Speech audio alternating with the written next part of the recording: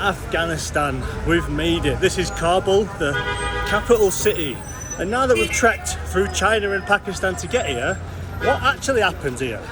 Let's have a look, shall we? I can tell you that trying to cross roads is an interesting game. This might be some of the worst traffic I have ever seen.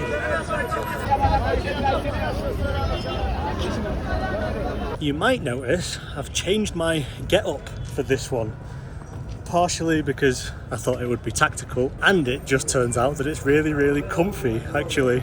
Now, aside from the outfit, there is one more bit of admin we've got to do before we can roam freely, and that is get a permit that'll let us walk around and explore without trouble, hopefully. So that's next, and that's provided we get there in one piece. This is mental.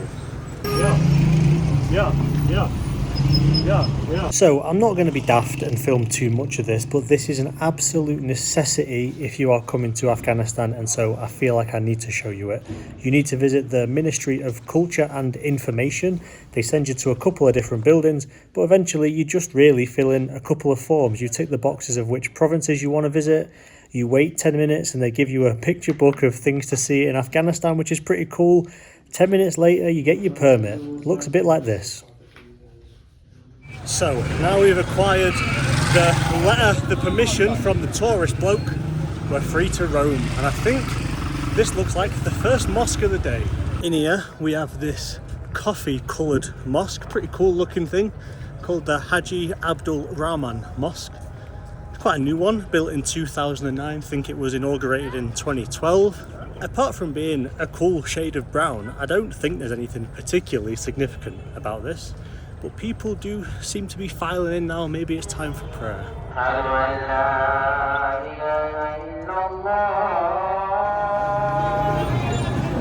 Stumbled into some kind of market area alongside the Kabul River.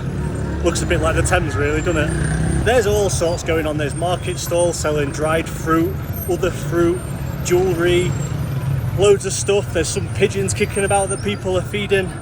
And then over here, you've got Shah Do Shamshira Mosque, translates as the Mosque of the King of Two Swords. It's about 100 years old, this mosque, and the cool thing about it is its exterior, the design, because it's really unconventional in terms of normal Islamic religious architecture. It's actually got a really European look to it with the bricks and the pillars and things. In fact, some people refer to it as Afghan Baroque. How about that? Right, so we've come across the Kabul River and impressively, it's managed to get even more mental.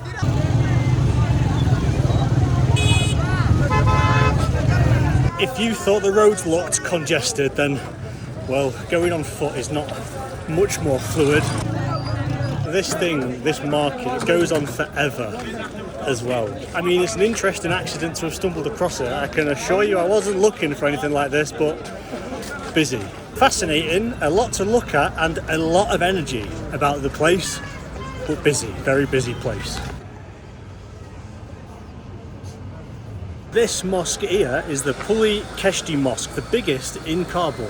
This is a much more traditional structure, a normal looking mosque with a gigantic blue dome on the top of it. And while I don't intend to go inside and film people while they're praying, there are a lot of people worshipping from outside.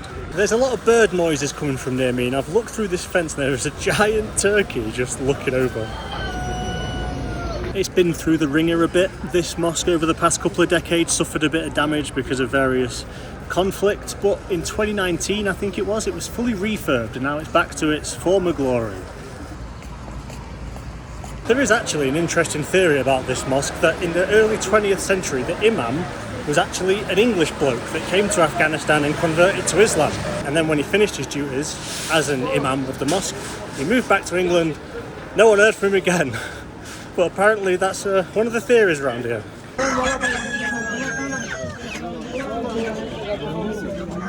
I'm not sure if you could hear the birds when I was in the mosque, but I found the source of the racket. This is the bird market.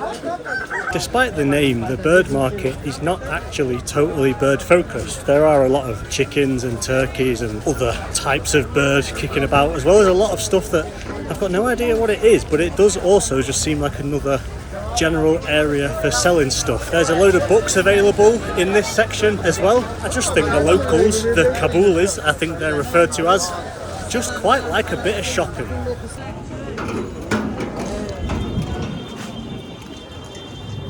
As you start to make your way out of the, let's call it the source, you can see the hills that overlook Kabul as well. We're surrounded on a couple of sides by various hills and mountains and things, and this one on my right looks like it provides TV to the population, and there's a theme park in this one by the looks of it, if that takes your fancy. There's also a plane. I think that's a full-size plane in there for whatever reason. Oh, and breathe. We've made it to a big, quiet, open space. These are the gardens of Babur. What a nice bit of respite. These gardens have existed for 500 years in one form or another. It was the early 16th century when Babur wanted them constructed. They've been redone a couple of times by various rulers of Afghanistan. Babur, by the way, was an emperor in the 1500s, a descendant of Genghis Khan and Timur, which, if you're not aware, were two incredibly influential leaders in this neck of the woods. So he had a pretty strong bloodline, didn't he? And this here looks like it was or is going to be a swimming pool of some sort. That would be a dream right now. This outfit, by the way, is pretty well suited to these conditions. It's airy and loose, it doesn't feel too hot. But I do miss wearing a hat though, not just because I am acutely aware that I need a trim. I've never squinted so much in my life as direct sunshine without a cap on. I think this kid is the groundskeeper. He's got the keys to the grave and everything. And this is the grave of Babur himself. There's a picture of the bloke. Laid to rest in the gardens that he decided to make. It's a nice little spot in it. Another leader around that time called Shah Jahan commissioned this, the white marble mosque, to be built in 1645 when he came here to visit the grave of Babur. Shah Jahan, by the way, was also known as Shah Jahan the Magnificent or King of the World, so he was a pretty big deal. And he got this built. As with a lot of other historical stuff in Afghanistan, this has seen its fair share of action in 400 years, and so it has been refurbished a couple of times, but it is still pretty accurate to the original. It is quite nice up here. It's big, it's open, it's pretty much empty. I do like being in amongst it in the city, seeing how a place really functions, seeing what the people actually get up to on a day-to-day basis, so I find that really interesting. But I am getting a bit old, so now and again I don't mind a bit of peace and quiet, and that's what this place delivers. By the way, fun fact about Kabul, seeing as we're amongst the hills, we've seen the mountains from the city as well, it is actually one of the highest capital cities in the world. The elevation is about 6,000 feet, and it is quite unusual for a capital city of a country to be high up when it doesn't necessarily have to be. You know, a country like Bhutan where the entire thing is high up, so they've got no choice, but it is. And it's one of the highest. How about that? It is also pretty old. There's been a settlement of some kind in and around this area for 3,500 years. It wasn't until the late 20th and from the 21st century onwards that it saw a lot more development, but it's been around for quite some time.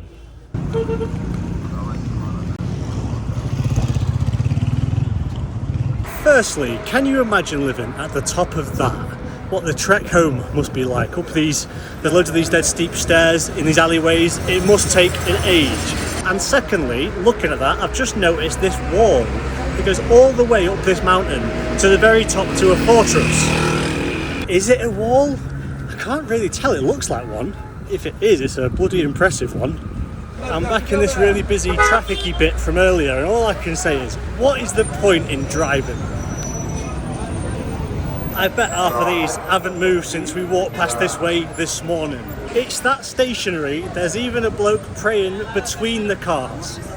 That's how still it is. I've got to say, changing money is a lot easier here than in Pakistan, because there are people like this chap just sat at the side of the road with wads of cash, happy to swap whatever you need. Job done. Took me 3 or 4 days to do that in Pakistan. It's way easier here. And to cap off the first day in Afghanistan, we've come up here. We've got the gigantic Afghan flag, the new Afghanistan flag, looking over the city. What a glorious view.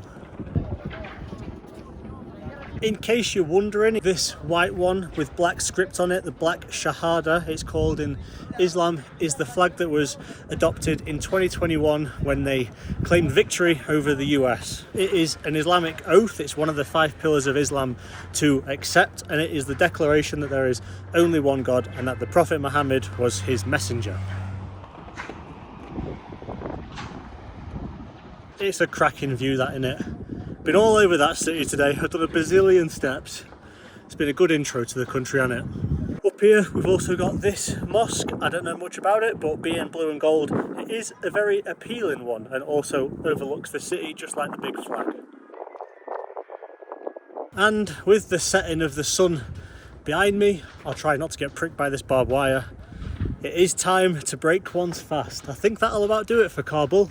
So that was actually going to be the end, but as I was walking down, firstly this bloke told me to follow him down this hill, which was treacherous but made it down anyway, and then I was going to a shop to buy some water, and this guy invited me to break fast with him and his mates, just 6 or 7 of us around the counter of his actual shop, and it was actually really good scran. There was this cool Afghan bread, there was rice, there was potato stuff, there was this soup. Stunning, absolutely stunning, and a very good example of Afghan hospitality, which is impeccable, by the way. I'm full, I'm satisfied, and I'm happy. That'll do. Cheers chaps, in a bit.